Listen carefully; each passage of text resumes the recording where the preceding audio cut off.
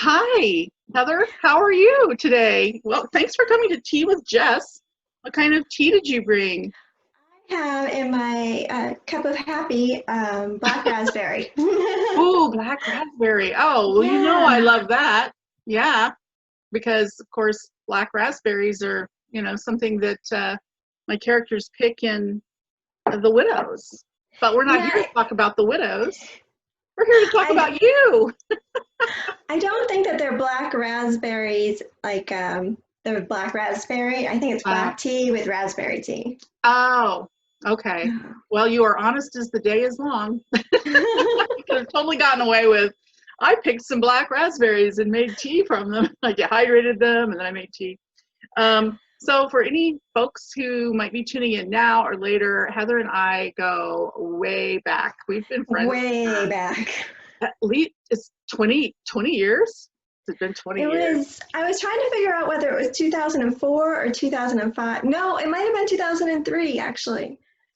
Yeah. It was a long time ago. So almost 20 years. Mm-hmm. And if we use COVID months, it's like 30 years I think more. or more. So yeah. But yeah. So we met because of a little snafu with our manuscripts years ago that got swapped. Mm-hmm. When publishers would send copy edits back by mail, and I remember like getting my manuscript and opening it up and going, "Oh, they changed my name. Okay, well, all right. Heather Weber's a great name, sure. Title's new. Don't remember writing that sentence. Wait a minute." So I know, I'm and so it was glad. a whole lot of trouble. So Yeah, I was it like, that doesn't quite fit, but maybe, maybe. I was trying to be very generous, like, oh, I'm accepting of all these changes that I don't remember at all. and, but it was great because we live close enough in southwestern Ohio that we were able to connect up and meet in person back when people did that 30,000 years ago. Um, and we clicked. We've been friends ever since. yeah, that So was a nice mistake. it was. Your friendship is one of the biggest blessings of publishing for me. Yes, Um, same. no. Mm-hmm. But let's talk about South of the Buttonwood Oh, Tree. the It's tree. just been out a month. It's just been out a month. How's it been to promote a book during this time? Different. It's been different. Fortunately, there's things like this where we can do Facebook Live and Zoom events, and the internet is kind of taken over promotion-wise, which for me as a homebody, I thought would be better for me because I'm not a big traveler. I like to be home, but I kind of miss the energy of like book crowds and things like that. So I'll be glad when we can go back out to book fairs and book signings and see people face to face. Yeah, I miss seeing people too. That is true. Because I'm also a homebody um, and an introvert. So I thought, oh, well, this is great. And in some ways, not that a pandemic that destroys people's lives is ever great, but at least you can find a positive out of it. Learning how to do stuff like this is kind of nice. It's Yeah, another way to connect to writers look and for the readers. silver linings. That's right. Look for those silver linings.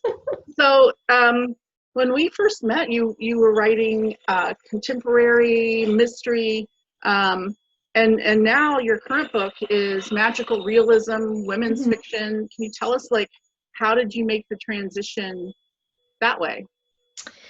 Well, it was a while back. We were both with Avon until they kind of cut their whole cozy line. So we went looking for different publishers, and I was trying to figure out what I wanted to do in terms of my next mystery. And I kind of had this idea for a psychic, and so those books ended up selling. She's a psychic who helps her family's matchmaking firm find their first loves, and I kind of got bitten by the magical bug. I really like the creativity that you can have in magical books. And so my next two series after that are written as Heather Blake, and they're witches. One is a very Disney-esque kind of witch series set in the Enchanted Village in Salem, Massachusetts, and the other one set in Alabama. And she's kind of a snarky potion shop owner. But then when those series came to an end, again, another publishing house kind of saying we're switching gears, I had to make a decision. And I've kind of wanted to go into more of a contemporary mainstream fiction direction for a long time. And if you've read my Wish series, which I know you have, but if the readers have read my Wish series, you've seen me going in this direction for a while because I really wanted to focus more on the characters and their emotional journeys than the mystery, the finding the body and the whodunit. So that was my time to leap, and I decided to jump, and fortunately it worked out for me. The net appeared. The net appeared. I like Yes. that. And I'm so glad it did, because I am loving this book. I've loved so many of your books, but I'm loving everybody who hasn't gotten South of the Buttonwood Tree. You need to get this book, and you need to get all of her books, but this is the most recent one, so get a hold of this one. And I haven't completed it, to be honest. I'm still reading, because as you know, we chatted the other day, I just finished revisions on one of my books, but one of my first treats was to read this, and I'm loving it. So tell us, where did you get the idea for this particular book? So the book itself is about the discovery of an abandoned newborn baby girl just south of the Buttonwood Tree, which is a very special magical tree. And her discovery kind of affects everybody in this small, kind of judgmental Alabama town, and two women in particular. And so the book's told through those two women's points of view. But the idea for the story actually came while I was writing Midnight at the Blackbird Cafe, which was the book before this one. It's another magical realism, heartwarming kind of story. And I was doing research on the trees of Alabama, and I came across the words Buttonwood Tree. And I was like, Buttonwood Tree. And immediately in my head, a title popped in. It said South of the Buttonwood Tree. So for a long time, this book was just south of the Buttonwood Tree. It was titled Just South of the Buttonwood Tree, but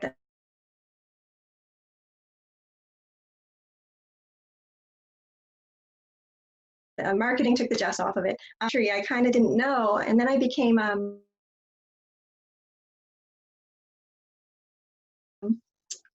upset. I got a name.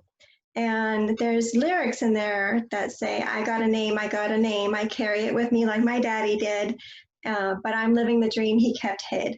And it just kind of got my writerly brain spinning about names and the importance of names and how the weight of your name can carry with you always. And it doesn't really matter if you come from a bad name or a good name. One of the women in this book comes kind of from the bad family, the wrong side of the tracks. And the other one comes from her dad's the mayor. They're very upstanding, kind of, their family founded Buttonwood, Alabama. But yet they kind of have similar problems, and then they can't escape their names and the expectations that come along with their names. And for one of them, it's bad expectations. She's gonna screw up just like her family did. And the other one is the weight of trying to be good all the time. And that's hard. It's a hard thing to carry along with you. So that's all explored in the pages. Yeah, it's great. It's a great counterbalance, and I'm rooting for both characters very much. Yeah. And against some of the people in their lives so far. Definitely rooting for the little baby.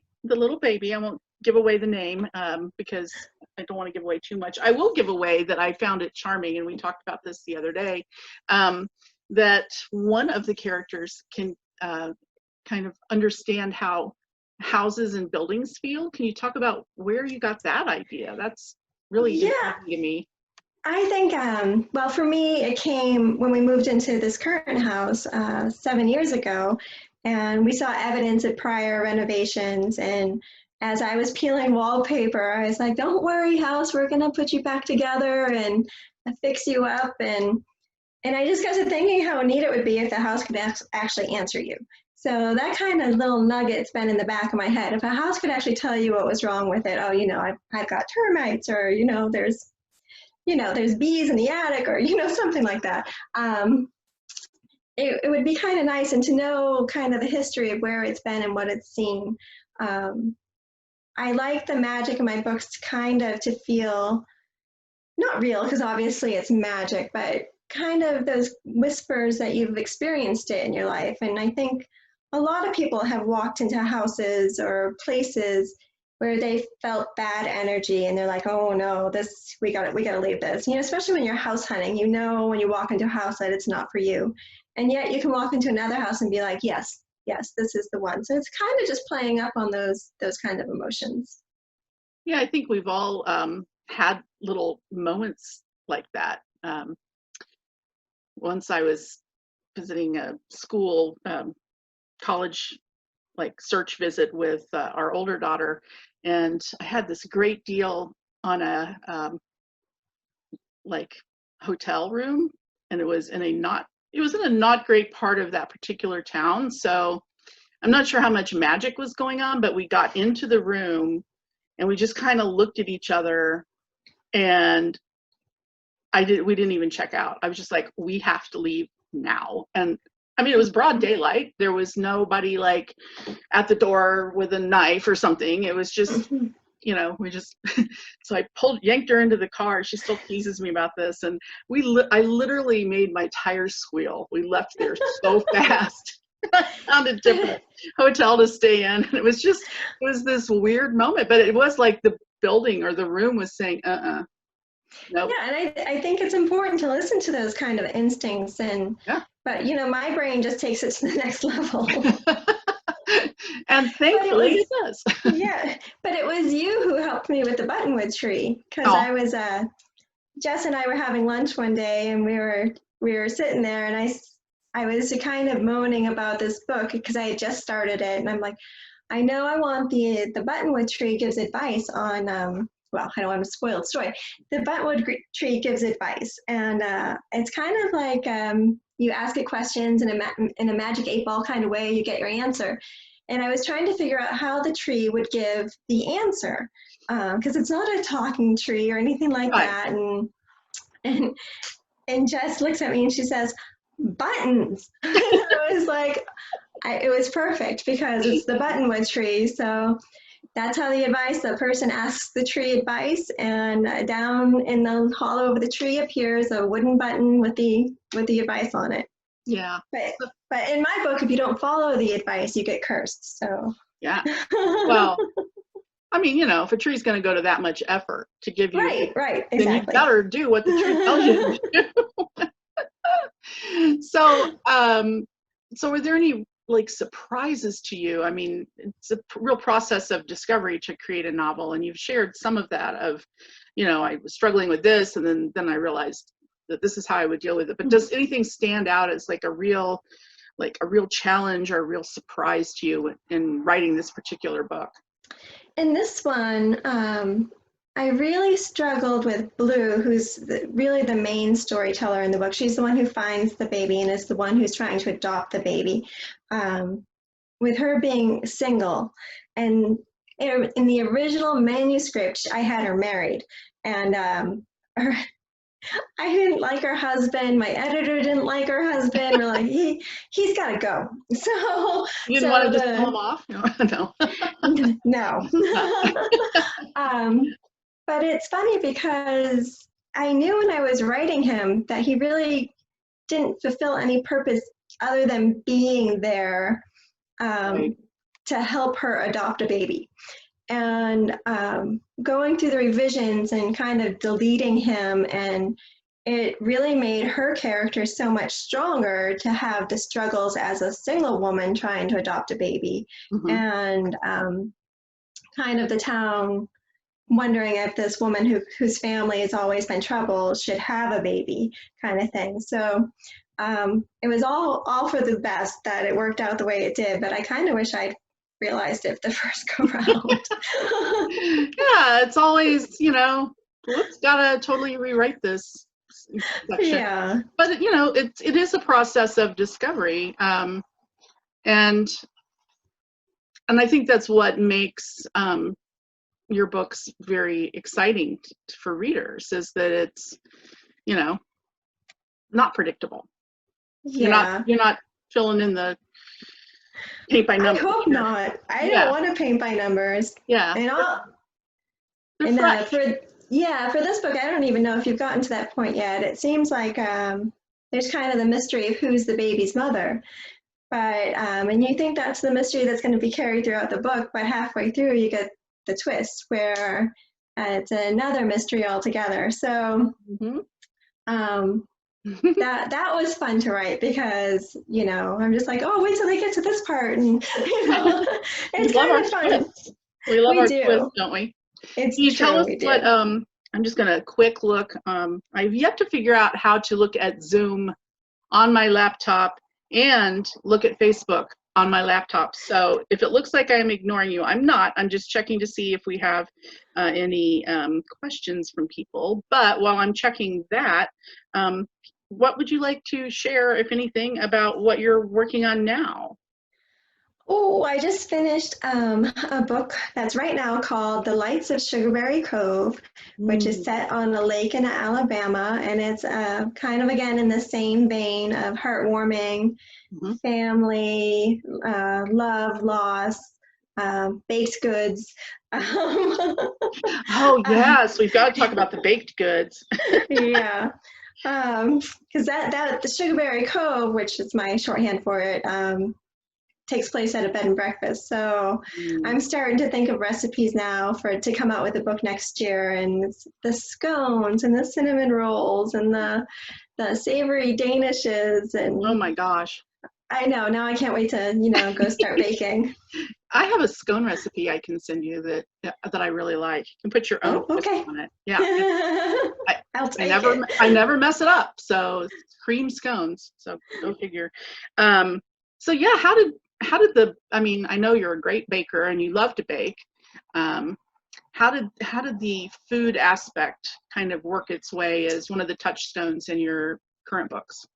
It kind of was just natural with not South of the Buttonwood Tree, that's this book, Midnight at the Blackbird Cafe being a cafe, and the blackbirds singing into pies.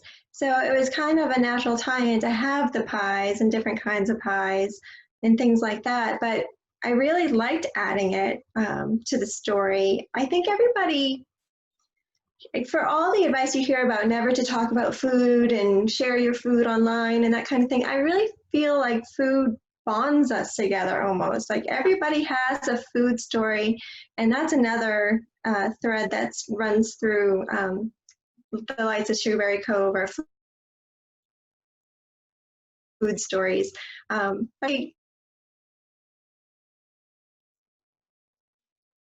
Uh-oh, you're freezing on me a little bit. Everybody has oh no.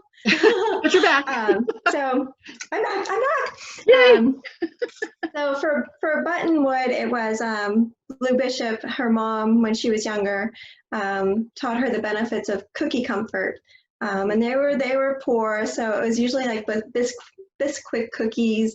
But she kind of carried that throughout her life, and so she bakes almost every day. She bakes cookies almost every day. Aw. I know. Now I want to go bake a cookie. I know. Yeah, you do reference a chocolate chip coconut cookie that I'm thinking, okay, do I just do the chocolate chip cookies and then put in some roasted coconut with it? Do you have it? The recipe is on my Pinterest page. If I'm at Books by Heather on Pinterest, and you can find it on my South of the Buttonwood board. There's the whole recipe for it. Clever. I always think I should put things on Pinterest, and then I just never do. Well, I have some pie recipes, so I don't know. I will go look up that recipe. Too much time on Pinterest. Oh, Pinterest and Instagram, they're kind of fun places to go hide, right now. Yeah. Oh, it's so good. Just to kind of shut off your brain a little bit. Yeah. I was listening to a podcast the other day. I think it was the one no stupid questions. And there was a Mhm. tip about, it's a really great little podcast. And there was a tip about, if you want to distract yourself and kind of shut things down around you, then a great thing to do is to do a jigsaw puzzle, but also have an audiobook playing. Oh, I thought, now that's genius. yeah, because your So, brain is listening while your hands are yeah, working. Mhm. yeah. And Yeah. I hadn't done jigsaw puzzles for years until this pandemic, and then ordered some and picked them up curbside at the local Barnes and Noble. I have one that's really tough. It's Yoda. Mm. Oh. Oh, all those blues and grays and greens that he's just floating in. Uh, I don't know. Is this the sky? Is this the swamp? I can't tell. So yeah. So there's a tip for people. If they're jigsaw workers, they should Mhm. get your book on audio if they haven't already gotten them on as an ebook or print, because your Yeah, books are on audio, right? the narrators are wonderful. They Yeah. really bring the story and the characters to life, which is great. Aw. Well, Yeah. anything else you'd like to share with us before we wrap up? I Or think that's TJ? it. Just if you're interested in getting the book, Snail on the Wall in Huntsville, Alabama, and also Foxtail Books in Georgia have signed copies, so you can go to their websites and click through to buy one to support our local indies, and or not so local to us, but to support our indies. Support our indies for sure. Yeah. And do you have those links on your website? Mm-hmm. Yes, I do. And what is your website? It's heatherweber.com. heatherweber.com. So there you go, Yeah. folks. Go to Easy. heatherweber.com, get her book in whatever format, and go to her Pinterest page and make some cookies. Yes. Sounds like a great way to spend a day, right? And then send some to me. And then send them. Yeah, oh, and to me too. Yeah. I'm sure they'll be fine in my P.O. box. What could go wrong with that plan? Yeah, no, nothing. Yeah. Yeah, nothing. Oh, well, thank you so much for, Thank you. yeah. It's All good right. to see you. See you.